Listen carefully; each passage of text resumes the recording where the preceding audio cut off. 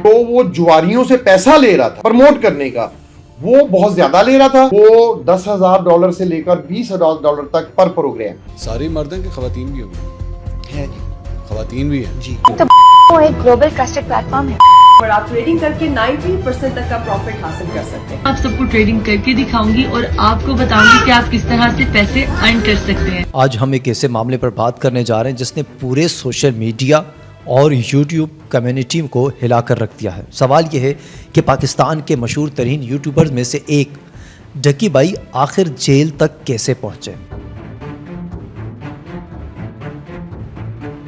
आखिर ये ऑनलाइन जुआ, ये बेटिंग ऐप्स, ये जाली मुनाफे के ख्वाब हमारी सोसाइटी में कैसे जड़ पकड़ चुके हैं। क्या वाकई यूट्यूबर्स अपनी शोहरत को इस्तेमाल करके नौजवानों को ऑनलाइन जुआ खेलने पर मजबूर कर रहे हैं? हर बंदा व्लॉग कर रहा है। मतलब जब से मैं आया हूँ, जब से भाई कर रहा है व्लॉगिंग, ये तो यूट्यूब पे नहीं है। मिनिमम से मिनिमम हमने आधी जनरेशन यूट्यूब पे लगा दी लोगों ने व्लॉग। ये मामला ढकी बाई तक अब महदूद नहीं रहा। अब इस फहरिस्त में रजब भट्ट समेत कई और बड़े यूट्यूबर्स के नाम भी शामिल हो चुके हैं जिनमें ख़वातीन भी हैं। तो असल कहानी क्या है, आइए इस पूरे मामले को सुलझाने की कोशिश करते हैं।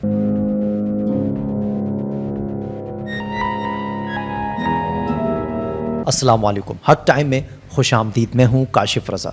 National cyber crime investigation agency के एडिशनल डायरेक्टर मोहम्मद सरफराज चौधरी का हालिया बयान काफ़ी हलचल मचा रहा है। उन्होंने एक पॉडकास्ट में खुलकर बताया कि सिर्फ ढकी ही नहीं बल्कि रजब भट्ट समेत कुल 6 अफराद जुए वाले मामले में ज़ेर तफ्तीश हैं। जो मेरी सोसाइटी को गलाजत सिखाते हैं, जो गंदी गालियाँ सिखाते हैं, छोटे छोटे मासूम बच्चों को गेमिंग ऐप्स के जरिए गैम्बलिंग सिखाते हैं, मेरा प्रॉब्लम उन लोगों। और इनमें ख़वातीन भी शामिल हैं। अब ज़रा रजब भट्ट की कहानी पहले बात कर लेते हैं। उसके हवाले से उन पर सिर्फ जुए की तशहीर का इल्ज़ाम नहीं बल्कि तौहीन मज़हब के इल्ज़ामात भी हैं। और याद रहे यही वो इल्ज़ामात हैं जो पाकिस्तान में किसी भी फ़र्द के लिए सबसे बड़े ख़तरे का बायस बन सकते हैं और इसीलिए वो इस वक्त बैरून मुल्क में हैं। सवाल ये है कि रजब भट्ट की गिरफ़्तारी क्यों नहीं होती। सरफराज चौधरी के मुताबिक इंक्वायरी शुरू होते ही रजब भट्ट मुल्क छोड़कर जा चुके थे। उनका नाम PNIA लिस्ट में शामिल है, यानी वापसी पर फौरी गिरफ्तारी हो सकती है। लेकिन अगर वो बैरून मुल्क असाइलम ले लेते हैं तो फिर कहानी बिल्कुल मुख्तलिफ रुख इख्तियार कर जाएगी, क्योंकि ऐसी सूरत में इंटरपोल भी कुछ नहीं कर पाएगा। यहाँ सवाल ये भी है कि अगर इदारे इतने संजीदा थे इस मामले में तो रजब भट्ट को मुल्क छोड़ने का मौका कैसे मिला। क्या ये हमारी सिस्टम की कमज़ोरी है या फिर एक सोचा समझा खेल है। अब ये जो लिस्ट है जिसमें 6 अफराद शामिल हैं और सरफराज चौधरी के मुताबिक इनमें ख़वातीन भी हैं। तो वो एक ग्लोबल ट्रस्टेड प्लेटफॉर्म है और आप ट्रेडिंग करके 90% तक का प्रॉफिट हासिल कर सकते हैं। आप सबको ट्रेडिंग करके दिखाऊंगी और आपको बताऊंगी कि आप किस तरह से पैसे अर्न कर सकते हैं। सारी मर्द हैं कि खवातीन भी होंगी? है जी, खवातीन भी हैं जी। उसने तजस्सुस को मज़ीद बढ़ा दिया है। पॉडकास्ट में मेज़बान ने मिस्टर पतलू का नाम लिया तो दिलचस्प बात यह है कि अफसर ने उसकी तरदीद भी नहीं की, यानी मामला इतना सादा नहीं है, ये दायरा और भी वसी होने वाला है। अब नाज़रीन यहाँ एक बुनियादी सवाल उठता है कि अगर ये सब लोग वाकई गैर कानूनी जुए की तशहीर में मुलविस हैं तो क्या इनके खिलाफ कार्रवाई होनी चाहिए। तो जवाब सिर्फ इतना है कि जी हाँ, क्योंकि ये हमारे बच्चों के मुस्तकबिल का सवाल है। लेकिन दूसरी तरफ हमें यह भी देखना होगा कि इन ऐप्स तक रसाई आखिर कैसे मुमकिन हो रही है। क्या सिर्फ यूट्यूबर्स की तशहीर ही असल मसला है या फिर असल कसूरवार वो निज़ाम है जो इन ऐप्स को बंद ही नहीं करना चाहता। याद रखें, पाकिस्तान में सिर्फ ढकी बाई या रजब भट्ट के चंद प्रमोशनल वीडियोस से लाखों लोग मुतासिर नहीं हो सकते। ये तब ही मुमकिन है जब माशरा पहले से ही ऐसे शॉर्टकट के पीछे भाग रहा हो, यानी अवाम में ये सोच बैठी हुई है कि बस एक क्लिक करो और अमीर बन जाओ। तो क्या कसूर सिर्फ यूट्यूबर्स का है या माशरे की इस जहनी फ्रेमवर्क का भी है जो मेहनत के बजाय जुआ खेलकर कामयाब होना चाहता है। अब ज़रा बड़ी तस्वीर का रुख कर लेते हैं। ढकी भाई की गिरफ्तारी के बाद ये कार्रवाई रुकने वाली महसूस नहीं होती। सरफराज चौधरी के बयानात से तो वो जुआरियों से पैसा ले रहा था प्रमोट करने का, वो बहुत ज्यादा ले रहा था। वो $10,000 से लेकर $20,000 तक पर प्रोग्राम। अंदाज़ा होता है कि आने वाले दिनों में मज़ीद नाम सामने आते रहेंगे। रजब भट्ट फिलहाल बाहर हैं, लेकिन अगर वो वापस ना आए तो क्या हो सकता है। کیا واقعی انٹرپول کے ذریعے انہیں واپس لایا جائے گا یا پھر یہ فائلز بھی وقت کے ساتھ ساتھ سرد خانے کی نظر ہو جائے گی؟ اور اگر وہ واقعی اسائلم لے لیتے ہیں تو پھر یہ مقدمہ ایک سیاسی اور بین الاقوامی رنگ اختیار کر سکتا ہے۔ اب سوال یہ ہے کہ ڈھکی بھائی جیل تک کیسے پہنچے؟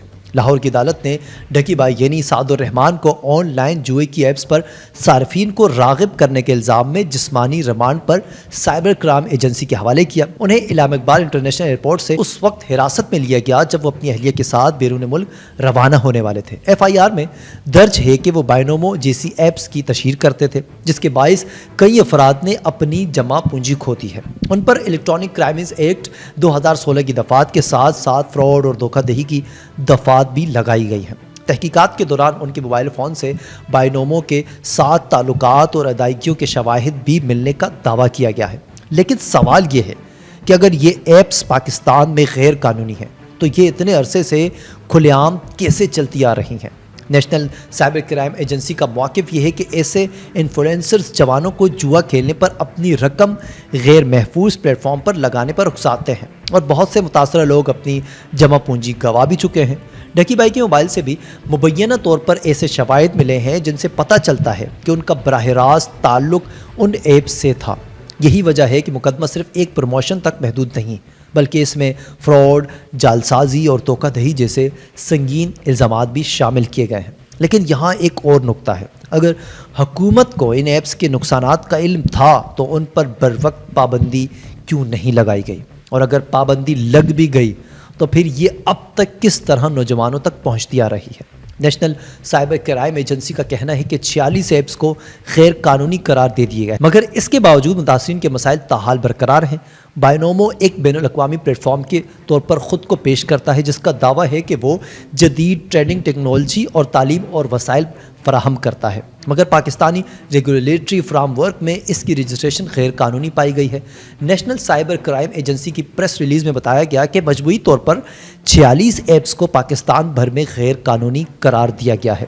پی ٹی اے کو فہرست فراہم کی گئی ہے تاکہ ان ایپس کی رسائی بند کی جائے۔ پی ٹی اے نے ماضی میں کئی ایپس اور ویب سائٹس کو بلاک کیا ہے، مگر سوال یہ ہے کہ یہ بلاکنگ کتنی مؤثر ثابت ہوتی ہے، خاص طور پر جب وی پی این اور متبادل ڈومینز کے ذریعے رسائی ممکن ہو۔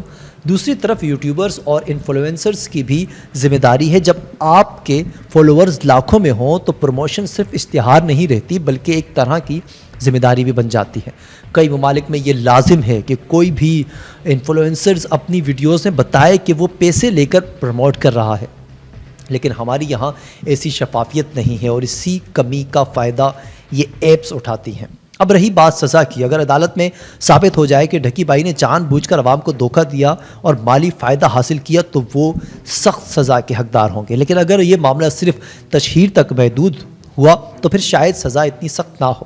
سب کچھ عدالت میں پیش ہونے والے شواہد پر منحصر کرتا ہے۔ ایک طرف نجی پلیٹ فارمز اور بین الاقوامی اپلیکیشنز ہیں جو پاکستانی یوزرز کو ٹارگٹ کرتی ہیں، دوسری طرف مقامی انفلوئنسرز ہیں جو دولت کی لالچ میں ان پلیٹ فارم کی تشہیر کرتے ہیں، اور تیسری طرف ریاستی ادارے ہیں جو آخر وقتی کارروائی نہیں کر پاتے، مگر مسئلے کو اصل طور پر سمجھنا بھی بہت ضروری ہے۔ ناظرین، یہ کیس صرف ڈھکی بائی تک محدود نہیں، یہ ہمارے پورے نظام کا آئینہ ہے۔ یہ ایک طرف غیر قانونی ایپس، دوسری طرف انفلوئنسرز جو پیسے لے کر لالچ میں تشہیر کرتے ہیں، اور تیسری طرف وہ ادارے جو بروقت کارروائی کرنے کے بجائے دیر سے جاگتے ہیں۔ اس پورے چکر میں نقصان کس کا ہوتا ہے؟ عام آدمی کا۔ میری آپ سے گزارش ہے، کسی بھی یوٹیوبرز یا انفلوئنسرز کے اشتہار پر اندھا اعتماد نہ کریں۔ کوئی بھی ایپ یا پلیٹ فارم استعمال کرنے سے پہلے اس کا قانونی سٹیٹس چیک کریں، اور حکومت کو بھی چاہیے کہ صرف کارروائیاں کرنے کے بجائے مالی خواندگی اور عوامی آگاہی پر بھی توجہ دیں۔ آخر میں سوال پھر وہی، یہ جوئے کی ایپس آخر بند کیوں نہیں ہو جاتی؟ ہماری عوام بار بار ایسی اسکیمز کا شکار کیسے ہوتی ہے؟ اور کیا صرف چند یوٹیوبرز کو گرفتار کرنے سے یہ مسئلہ حل ہو جائے گا؟ یہ مسئلہ حل ہو سکتا ہے ناظرین، اصل حل تبھی نکلے گا جب ایک طرف عوام کو اس لالچ سے نکالنے کی کوشش کی جائے اور دوسری طرف ان غیر قانونی پلیٹ فارمز تک رسائی ہمیشہ کے لیے بند کر دی جائے۔ تو آپ کے خیال میں ان سب کا اصل ذمہ دار کون ہے؟ یوٹیوبرز یا ایسی ایپس چلانے والی کمپنیاں، یا پھر ہم سب جو آسان راستے کی تلاش میں اپنی محنت کی کمائی جوا کھیل کر گنوا بیٹھتے ہیں، کیونکہ یہ سوال صرف اور صرف ہم سے وابستہ نہیں بلکہ ہماری آنے والی نسلیں تک کو برباد کر سکتا ہے۔ تو فیصلہ آج ہم نے کرنا ہے کہ ہم نے کون سا راستہ اختیار کرنا ہے۔ کمنٹس میں اپنی رائے ضرور دیں اور اپنے دوستوں کے ساتھ ہمارا آج کا یہ پیغام بھی شیئر کریں تاکہ کوئی اور اس فراڈ سے بچ سکے۔